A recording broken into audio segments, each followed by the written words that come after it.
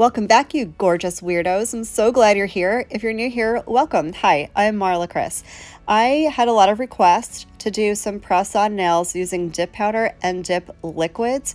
I figured let's do black because you can see a whole lot of stuff with a black dip powder. So I'm going to do that today with my Azure Beauty liquids. I'm not going to use any gel for these whatsoever. I'm even going to do a dip top coat. I'm going to show you how to do all the things and you're going to see the finished look. I'm also going to leave in a little bit of the filing and buffing routine that I use for press-on nails, especially when using dip powder, because I'm sure you guys have questions. I did already prep my press-on nails very, very simply. All I do is file the free edge where that little nub tends to be. That is it. If you need to customize it to your cuticle area, you can do that too. So I'm going to get right into it. I'm applying my dip base coat just like I would to my natural nail. The entire nail gets covered and I'm going to dip right into that black dip powder. I had no issues with this.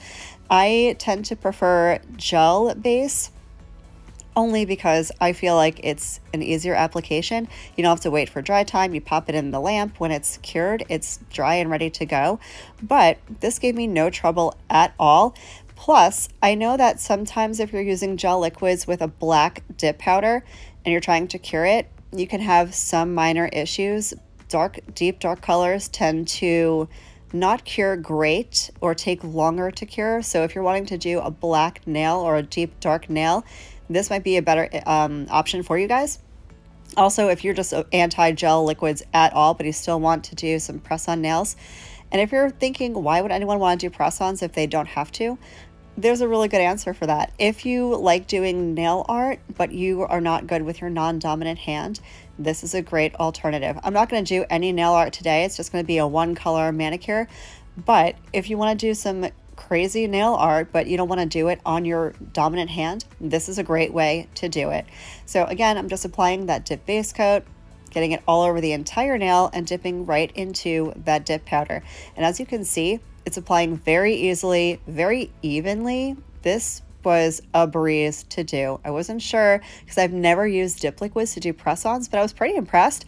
I had no problems. None whatsoever. I'm going to finish up the first coat, dust off all the excess. Then I'm going to go in for coat number 2. And also, I'm trying out this new black dip powder. I've never used the black from Modelones before, but I really like it. It doesn't stain my brush. As you're going to see, I'm using the same dip liquids that I always use, and you're going to see that there is zero pigment transfer to my dip liquids brush. Very, very impressive. Even when I go to activate later, very little, minuscule, if any, pigment transfer. So if you're looking for a good black that's not going to stain, whether you're doing press-ons or your natural nails, this might be a good one. So I'm going to go ahead, dust off all the excess, and get right into coat number 2.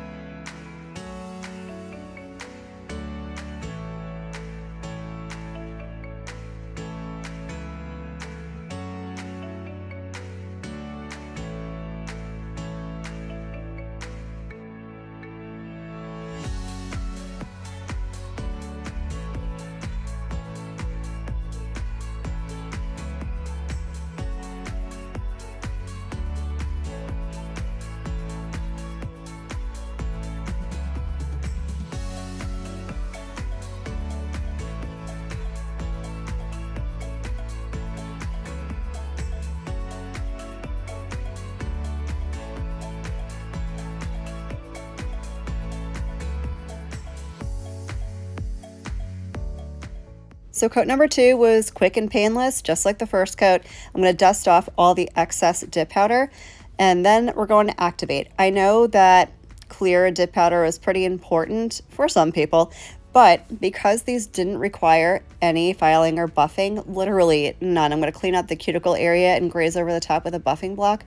That's literally it. And I'll leave that in case you want to see how I do that.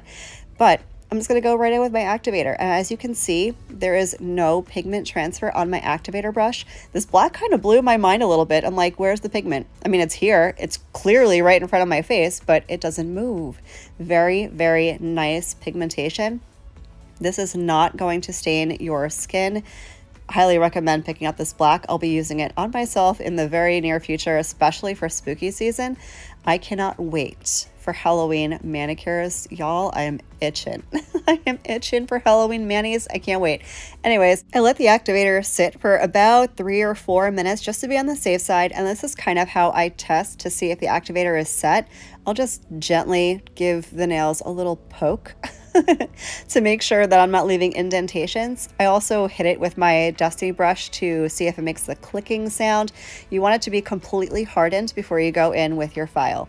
So I'm going to take it off the stand to file. That's just easier for me. And all I'm going to do is go around the perimeter of the nail, make sure there's nothing hanging over the side, make sure the cuticle line is nice and clean.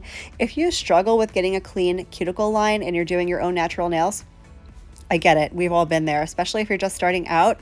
But this is a great way to get that beautiful salon perfect cuticle line. Do press-ons. You cannot mess these up. They're so easy to do. I feel like liquid control is probably the most important part of doing your nails, whether they're press-ons or your natural nails. You don't want to glob on any of these liquids, whether it's dip or gel. But as long as you can master your liquid control, this is going to be a breeze for you. So once I have the perimeter evened out, I'm going to go in just with a buffing block thing.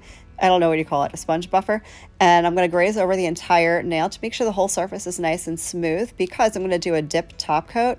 If you're doing a gel top coat, you don't need to worry so much about the top being smooth, but because I'm doing the dip powder top coat, I want to make sure this is a completely smooth surface. So I'm going to do this for all of the nails, and then I'm going to come back and I'm going to walk you through, again, my no-fail top coat routine.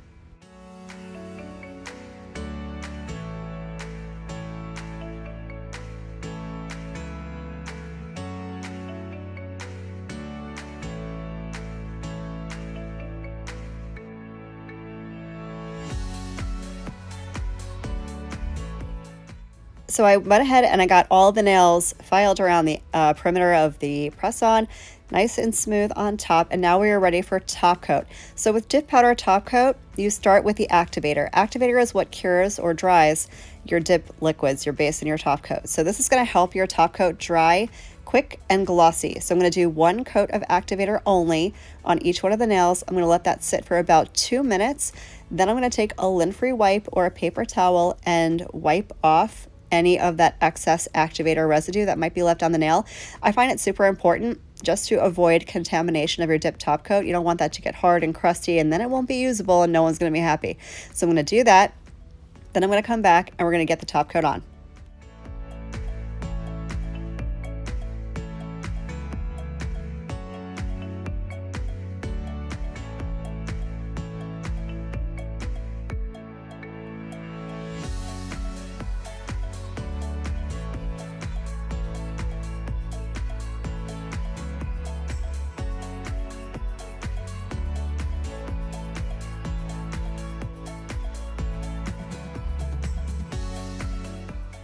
So now we're ready for the final step, which is dip powder top coat. So I'm going to take my it's a 2-in-1 base and top coat from Azure. I love this liquid so much. I'm going to do 3-ish quick strokes down the entire nail, wiping off my brush in between every nail. Again, we're avoiding contamination as much as possible. And you don't want to over manipulate this product. This is a air dry product. It's not like gel where it's going to cure when you put it in the lamp. So as soon as it hits the nail, it's already going to start drying down. So if you over manipulate it and do too many swipes or move it around too much, it's going to dry weird and wonky and it's not going to be super glossy. So we want to try and keep this as brief as possible. Once you get done with all 5 nails, let it sit for just a few seconds. The nails will tell you when it's ready for its second coat of the dip top coat, and you have to do 2. I don't know what the magic is, but that is the magic number. So once the nails start looking like the top coat is getting a little bit crinkly or wrinkled, that's when it's time to go in with coat number 2. Coat number 2 is pretty much the exact same process as coat number 1, with the exception of you can take a little bit more time, be a little more precise. But again, because this is essentially glue and it's air dry, you don't want to over manipulate it. So you want to keep your top coat application as brief as possible. I still like to wipe my brush off on the paper towel in between every nail. Your contamination risk for the second coat is less than the first coat because it's not coming in direct contact with activator. But I don't want to take my chances. I like my dip liquids and I don't like replacing them because that costs me money. So we want to try to avoid that at all costs. Take the extra step. Trust me, you'll thank me for it later. So I'm going to get the second coat, well, yeah, it's a total of 2. The second coat I'm going to get on completely, and then I'm going to let this dry down for about 5 minutes. It only takes about 2 minutes, but I'm going to walk away because I will be sitting there watching it dry for 2 minutes. So I'm going to walk away for 5 minutes and then I'm getting these on the nails.